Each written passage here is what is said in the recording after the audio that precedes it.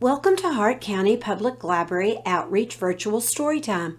We are so glad that you could join us. Today we're going to read I See Things Differently, a first look at autism. The author of this book is Pat Thomas, and the illustrator is Keay. Do you know what it feels like to be worried or nervous or scared? Or to feel different from other people? We all feel these things sometimes, but people who have autism feel these things a lot. You probably know someone with autism. It could be someone at school, or in your neighborhood, or even in your own family. You may have seen them behaving in ways that seem strange to you and wondered why they do these things. But even if you ask them, they might not be able to explain. In fact, some people with autism don't speak at all. Autism is something you're born with. It's not something that you can catch from others. When people have autism, it affects the way their brain works, making them behave or react differently from others. Nobody knows exactly what causes it, and figuring that out isn't easy because the way our brains work is very complicated. Our brains help us make sense of the world. They help us learn from the things we do and see.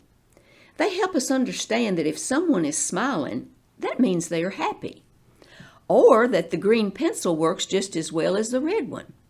Or if you put the peanut butter on first and then the jam, it tastes the same as if you put the jam on first. What about you? Do you know someone who has autism? Can you say what you think autism is? But for people with autism, their brain works differently from other people's. They may look the same as everyone else on the outside, but inside they can feel like everyone around them is speaking a different language, or from a different planet. People with autism may find big crowds or loud noises very frightening. They may repeat the same words over and over again or move their bodies in ways that look strange to you. When you talk to them, they may not look at you, and you may wonder if they are hearing what you say. Even small changes can be very upsetting to them. That's why they may always want to sit in the same chair, or read the same book, or use the same cup. These habits help people with autism feel safer and more able to deal with all the things they are feeling. What about you? If you know someone with autism, what are some of the habits that make them feel safe? Do you have habits that make you feel safe too?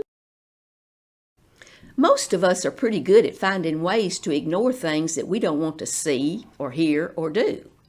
But for people with autism, it can be harder to ignore things. All the sights and sounds and smells around them come rushing into their brains like a giant wave. When that happens, they may feel lots of confusing feelings all at once. People with autism aren't bad or behaving wrongly. They are just different. And sometimes being different is a good thing. Some people with autism have amazing talents and skills. They may be good at music or painting or remembering things. They may be really good at math or understanding computer programs or fixing things. When people have autism, it can be hard for them to understand jokes or use their imagination or play pretend games. Being with more than one person at a time may be upsetting, and it could be hard for them to make friends. But we all need friends to love and support us. So if you know someone with autism, try to be a good friend. Be kind and patient, and don't expect him or her to grow out of it. That won't happen. He or she will always see the world a little differently from others. But with love and support from everyone around them, people with autism can learn to feel a little happier and safer each day.